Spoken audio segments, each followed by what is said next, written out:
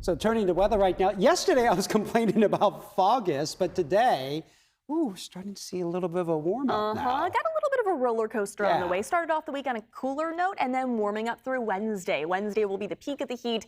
Thursday will be warm still, and then Friday, Saturday, and Sunday, it will start to cool down again. So you find something for everybody. Doesn't really matter what your favorite temperature is, you'll find it across California. And the reason is because we're kind of looking at a tale of two very different weather stories. Southern California baking in the heat, excessive heat warnings, heat advisories in place. But do you see how there's kind of like a line across the Bay Area?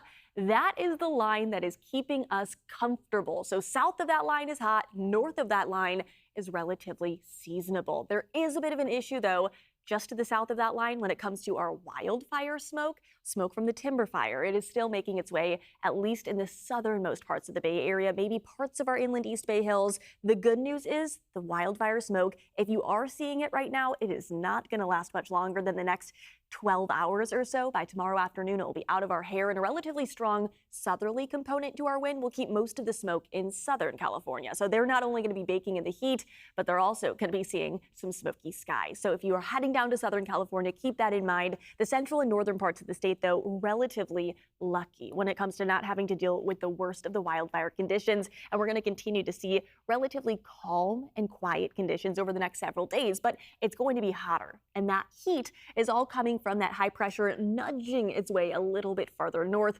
through tomorrow. So overall, that's the reason that our marine layer is slowly getting thinner and thinner, and the coast is seeing a good amount more sunshine today compared to yesterday. I mean, look at the view of the Golden Gate Bridge. Stunning right now. Normally in August, you can't guarantee that you can actually even see the Golden Gate Bridge, let alone get a gorgeous view of it with some dynamic clouds in the background. Beautiful photography is going to be upon us this evening. The sunset, I can almost guarantee, is going to be stunning. So get your photos ready, get your phones out, send them my way. I would love to see comfortable heat too, although low 60s in downtown San Francisco, a little bit chillier out there. Just head inland where you're in the upper 80s for places like Livermore over to Concord, and the heat is going to continue to pick up into tomorrow. You notice some really cool skies, not only because of the upper level cirrus clouds, but do you see that? In the distance, it's a cloud that looks like it's basically not moving. It kind of looks like a spaceship. Keep your eyes on that cloud up there. It's not moving at all, while the rest of the clouds are racing across the sky. It's a really special, fun type of cloud called a lenticular cloud, and that's what we saw today because of those fast upper level winds. We also see a little bit of that smoke in the distance as well. So again, all things we're keeping our eyes on over the next couple of days. Those temperatures, though, are going to be warm tomorrow, especially inland. Temperatures inland East Bay, just want to warn you, you're going to be near that triple digit mark. I don't think you're going to reach that 100-degree mark, but 99, 98 degrees for places like Fairfield over to Antioch.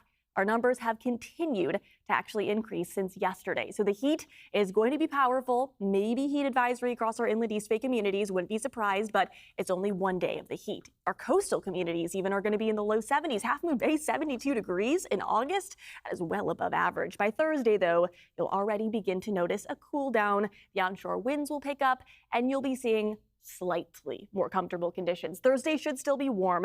By Friday and into Saturday, though, that's when the marine layer is likely going to return in full force. And then by next week, a below average temperature trend setting up. So keep that in mind. It is definitely going to be feeling a lot cooler by next week.